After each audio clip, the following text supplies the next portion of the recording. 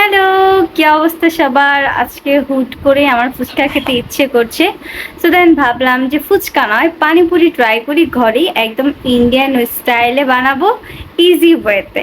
তো ভাবলাম তোমাদের সাথেও শেয়ার করি। সো চলো আমরা বানাই একদম ইজি ভাবে, ঘরে যা যা আছে তা দিয়ে একদম বানাবো ইন্ডিয়ান স্টাইলে পানিপুরি। অ্যান্ড দেখবো যে কেমন হয়েছে। আমি আজকে ফার্স্ট ঘরে ট্রাই করব।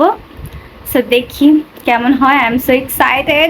সো চলো বেশি দেরি না করে বানাই, ঠিক আছে? এখন আমার লাগবে কিছু ডাবলি বুট, বাট ঘরে খুঁজে দেখলাম ডাবলি বুট নেই।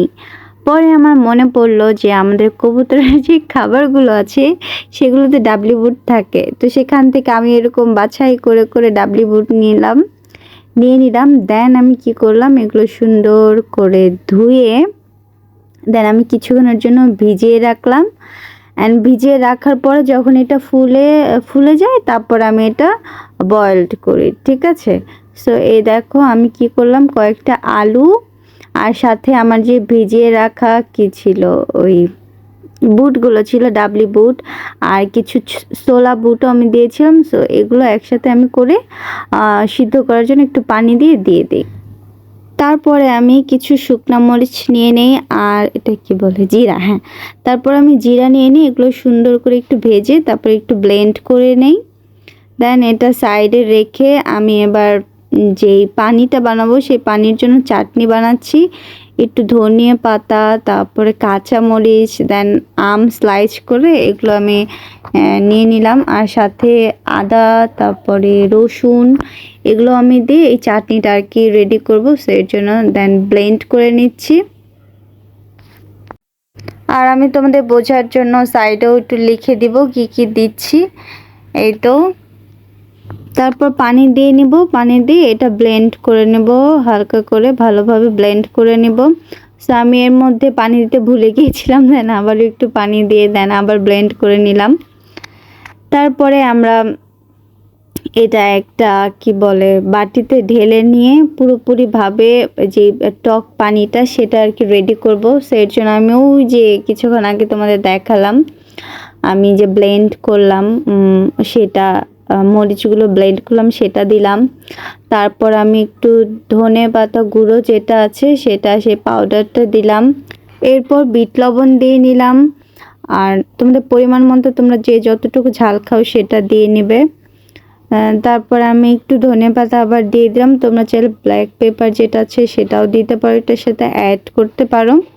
দেন আমি পরিমাণ মতো পানি দিয়ে এটা সুন্দর করে মিক্স করে নিব ভালো মতো, ঠিক আছে? যে যতটুকু টক খাবে সেই পরিমাণ করে নিবে, পানি দিয়ে ভালো করে মিক্স করে নিবে। এবার এখানে একটু তোমাদের দেখাচ্ছি ফুচকাগুলো ভাজা ভাজা করছি। এবার হচ্ছে ফুচকার ভিতরের যে ভর্তাটা সেটা বানাবো। সো এটার জন্য আমি যেগুলো নিয়েছিলাম সেগুলো একটু ম্যাশ করে নিলাম। এরপর এটা একটু ভালো মতো রেডি করার জন্য আমি একটু হালকা করে ধনেপাতা দিয়ে দিলাম। দেন আবার সেই যে গুঁড়োটা করেছিলাম ব্লেন্ডটা সেটা দিয়ে দিলাম, মরিচের হালকা পরিমাণ মরিচ দিয়েছি, কজ আমি বেশি ঝাল খাই না। তারপর নর্মাল লবণ দিয়ে দিলাম। এরপর আবারও ধনে পাতা পাউডার যেটা আছে, ধনে পাউডার সেটা, দেন অল্প করে গুঁড়া মরিচ গুঁড়ো, দেন অল্প করে আবার সেই বিট লবণ এটা দিয়ে দিলাম, যার যে পরিমাণ মতো। তারপর আমি পেঁয়াজ কুচি দিয়ে দিলাম। এখন সুন্দর করে আবার একটু ভালো মতো ম্যাশ করে নিব, সব কিছু একসাথে মিশিয়ে নিব। সেই তো ফাইনালি আমার পানিপুরি রেডি। তো এখন আমি ট্রাই করে দেবো। আমি জাস্ট ওয়েট করছিলাম কখন খাবো কখন। আমার ভাইও ফুচকা খুব পছন্দ করে, তো বলতেছিল যে তাড়াতাড়ি বানা আমরা খাই।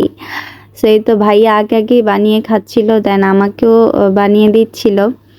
সো এই তো এভাবেই আর কি চলছিল। সো দেখো কতটা ইয়াম্মি। তারপর আমার খাওয়ার পালা। ফাইনালি বানিয়েছি, এবার ট্রাই করে দেখবো কেমন হয়েছে। তো দেখছি আমাকে বানিয়ে দিচ্ছে, এখন আমি খাবো। তো এই যে এবার খেয়ে দেখবো। অনেক ওয়েটিং এর পরে, অনেক বানানোর পরে, কষ্ট করার পরে ফাইনালি এটা এসেছে। তো খেয়ে দেখি।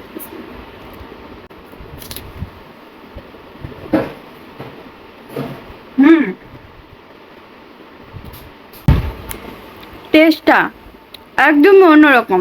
নর্মালি ফুচকা যেমন খাই ওরকম না, একদম অন্যরকম, অনেক মজা।